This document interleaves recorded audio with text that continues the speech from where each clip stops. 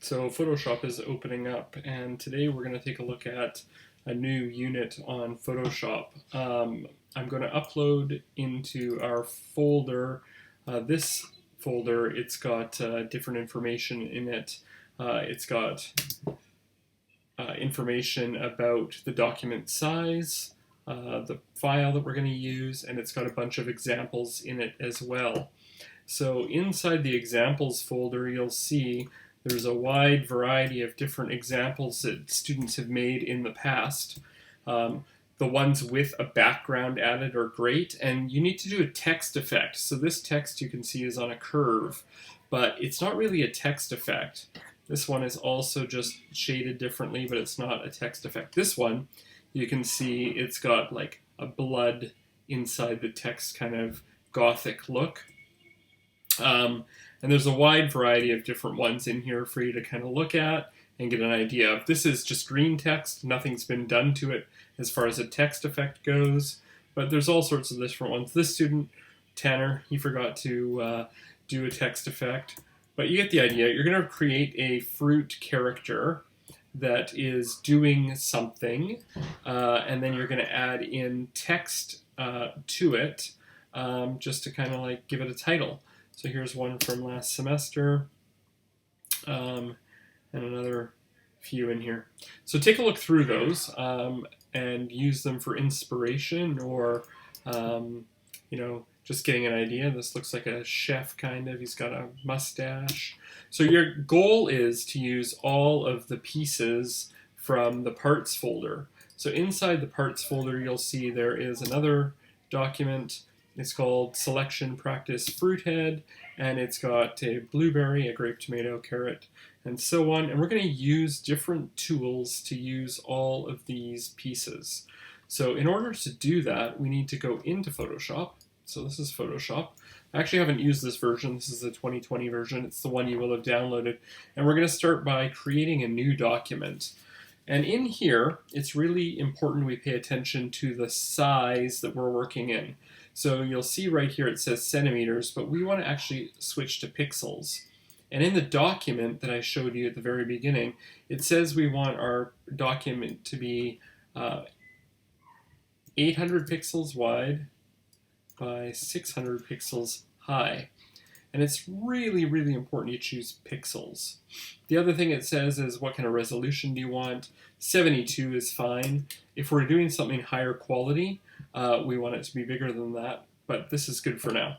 So this is our file that we're going to be working on. This is a piece of paper, unlike in Animate where it would be a stage, and we can zoom in on that by pressing the Z key and then zooming in, and we can hold the Option key and zoom out, or we can use the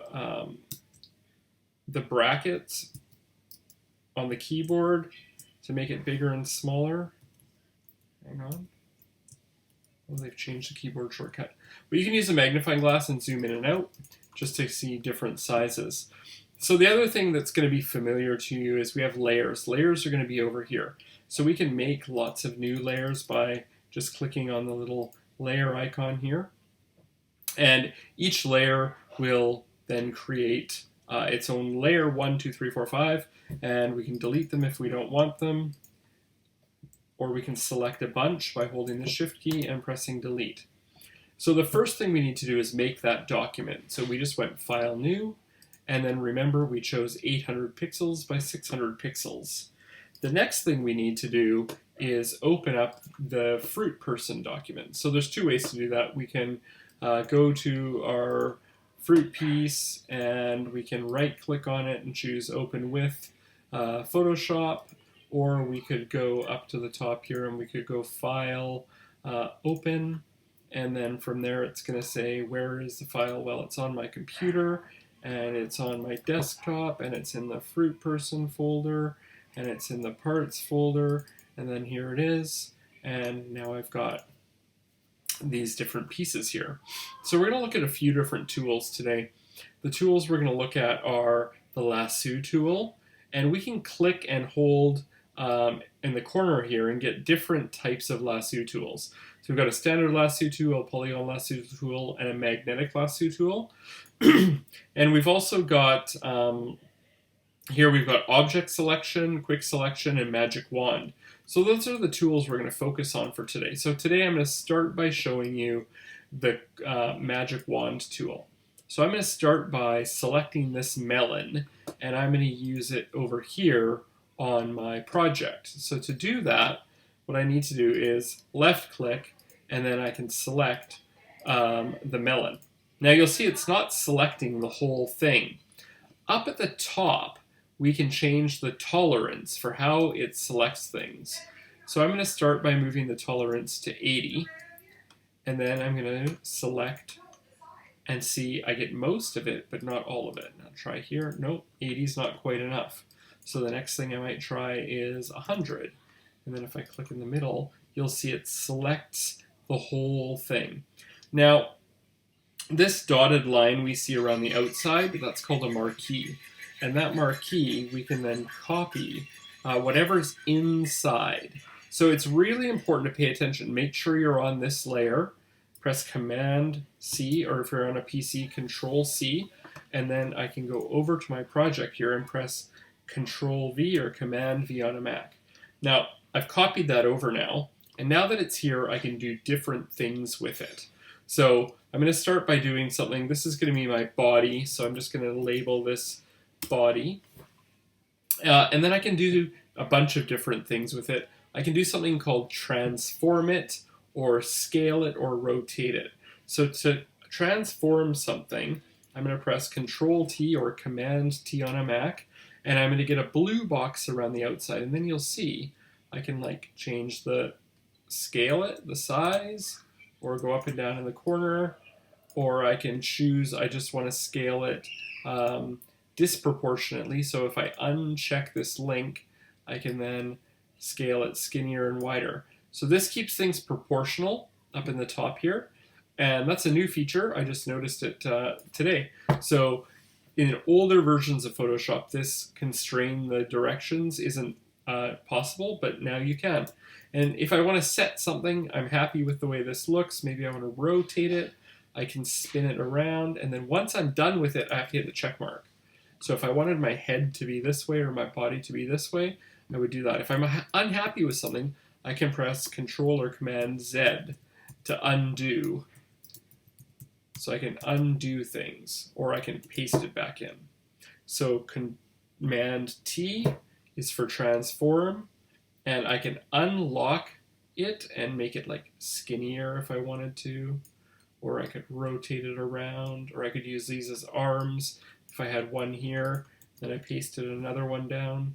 So I'm going to say OK to that. I'm going to paste another one. So now I've got two layers. I've got this layer and this layer. So this could be my body. And this layer might be my left arm. Now it's important to name your layers just so you can keep track of things. So that's the magic wand tool. Once I've got this marquee on this one, I want to deselect something. So to deselect, I'm going to press Command D or Control D to deselect, and you'll see my marquee disappears. If I want my marquee to come back, I press Command Z and it comes back. So Command D or Control D is deselect. Now, I haven't changed anything. I'm still on the magic wand, and I'm going to go over to this pasta, this bow tie pasta called the farfalle in Italian. When I click on it, you'll see that it gets like some of the shadow here. I'm going to zoom in so you can see a little bit better. It gets some of the shadow and parts that aren't really the pasta. So we could play with the tolerance here. Maybe if I move it down to 50 and then I try, well, then it gets too many other things. Let's try 30. Just to show you how it works. I go to 30. Oh, now it's getting all sorts of stuff, but I just want the outline. I just want the inside of the pasta. So this is where different tools become really handy. So for this one, I'm going to press Command D to deselect everything. I'm going to switch tools to one called the Quick Selection tool. And the Quick Selection tool lets me select things, or if I hold down the Option key, I can unselect things. So I can unselect things. Now, if I say Option on a PC, that would be the Alt key. So then I can say I want to select that, but I don't want to select that. Oh, I lost a bunch. So maybe the quick selection tool, I could change the brush size here and make it like finer. And then I can use like, I want to get that part, but I don't want that part. I don't want that part, but I do want that part. So I could kind of fine tune the opacity here. I don't want the shadow, but I do want that point there, but I do want this one. So that could take a long time of like adding and subtracting. So I'm going to remove this, remove that, but I do want that, I do want that, I do want that. So you can see that tool might work. It might work really well for something like this grape tomato over here. Let me just zoom across here. So you can see for the grape tomato, it works really well, right? Selects the whole grape tomato. So if I like that, I could press copy, and then I could go back over here and I could paste on my grape tomato. Now you'll see my grape tomato is not on top here. And the reason is because it's hiding behind my body. So to fix that, I can drag that layer up, and now I've got like a nose. Okay. So if I wanted to put a few in, I could paste like paste, paste, paste, and you'll see I've now got 4 of them, and I can move those if I wanted to. So my fruit character could have a few different noses. That'd be silly. And then how do I change those around or rotate them? I can press Command T, and then I could rotate it if I wanted to, or turn it upside down. And just remember, you've got to check the check mark there. Okay, so that was the quick selection tool. To deselect, you're going to press Control D or Command D. And for things like smooth edge things, the quick selection tool works really well. So I can just kind of like fine tune. The magic wand would work really well for this. For something like this, this is the quick selection tool. It's selected all of that. Notice I also have this selected still. So if I want to deselect that, I could just hold down the Option key and like deselect all of this. And then when I go back, I've got this grapefruit piece copied, Command C or Control C on a PC, and then I go back over here and paste it in. So then I've got another tool here. Maybe I could turn that into a hat, or lots of people in the past, if you look at other people's examples, they've turned that into like a mouth if they scale it down. Right? That could be a mouth. But use your imagination. I don't want you copying anybody else. If I don't want this other tomato layer, I need to kind of pay attention to where they are. So I know that's layer 2. And if I don't want it, I can just click on the garbage can and delete it. It says, do you want to delete that? Yep, I'll delete it. Okay, so we're going to look at another tool here. And the other tools that you might want to use, because this pasta is a pretty tricky thing to get, and so is the mushroom. So this pasta, what I'm going to do is I'm going to use the lasso tool, and I'm going to drag around the outside here. And this is handy because it kind of just goes wherever I put it. Now you can see that I wasn't very precise here. So I'm just going to press Command D to deselect, and I'm going to switch to the magnetic lasso tool. The magnetic lasso tool is cool because every time you click, it kind of like follows the shape for you. And if you want to set an anchor point for it, you just click. So as you go along, you can go around the outside and kind of get like the finer details of the farfalle. Okay, so we can use the magnetic lasso tool is probably the best tool for this. So if you remember, just like in Animate, you can use the command Control Z or Command Z on a Mac to undo something, and you've got about 20 undos. Now it's really important that you save as you go, just so you don't lose your work. So at home, I would just suggest saving it to your desktop or somewhere in a folder like on your C drive. So I've copied this. I'm going to copy it. I'm going to go over here and I'm going to paste it in. And now I've got like a bow tie. And I can kind of move it just so I see what I've got. Okay, so I've got my bow tie. I could we'll put a Brett in the character's hair. So I've got my layer selected. I need to make sure I'm on the right layer. Yep. I'm going to press Command T, and I can then rotate that around, maybe make some hair, get a couple of blueberries in here for some eyes. And I want to think of like a body for my character. So I'm going to skip ahead. I would say make your character first. Make sure you use all of the pieces at least one time. Get them all nicely cut out, nice and clean. We don't want any extra bits. And then we would add a background. To add a background, I'm going to let you experiment with that, but I'm going to show you I can make another layer down here. We've got this locked background layer. We're not going to play with that, but I'm going to say this. We'll call this my crystal background.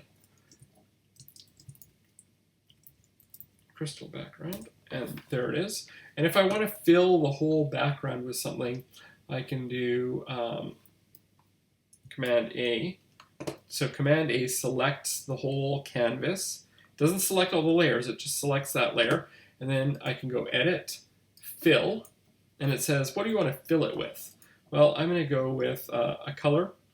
So I think the color I'm going to go with is going to be kind of like a light blue, kind of like a sea blue. I'm going to press OK. Now I've got a blue background, and I could add a texture to it or multiple textures. In the document, the Word document, I gave you some ideas. You can play with the filters and stuff. There's lots of options in here. But we want to make like a textured background for the character. Now remember, I can deselect what I've got selected. So I'm going to press Command D to deselect. And then I'm going to look at the text tool really quickly here. So in the text tool, there's different options here. So you can change the color of the text here, and change the size of the text, and you can change the fonts. So if I wanted to, I would just find a font that I liked. We'll go with Impact here and choose a size, maybe 24 point, and I would type in text. So this is a fruit person. And you'll see it doesn't all show up because I need to make my box a little bit bigger and delete the parts that I don't want.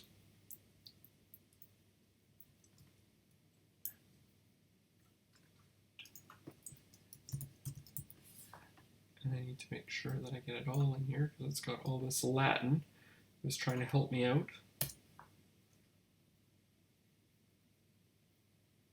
Let's get rid of the Latin. Ooh, it puts a lot in this version of Photoshop. Okay, so I'm just going to make the box. Delete it. This is a fruit person. Now, I don't want you to just do standard text like this. I want you to come up with a creative title, and I want you to take a look at experimenting with text effects. So how do we experiment with text effects? Well, my favorite way is to go into the internet, and I'm going to type text effects.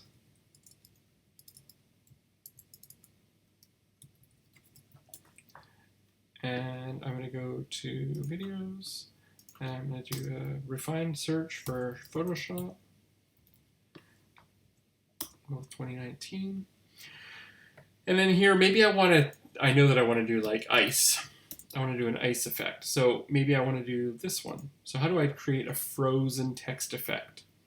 So if you go in and you type text effects and then Photoshop, then you'll get all sorts of different tutorials about how to do text effects. There's tons and tons and tons. I see a 3D one here, Chrome, Neon, different ones. And I want you to follow along someone else's tutorial and add in a text effect for your fruit character. So that's all for this video. I think that should get you a good start. Remember, you need to use all of the pieces, and everything you need is going to be in that folder that I've uploaded to OneDrive. So check that out, and good luck.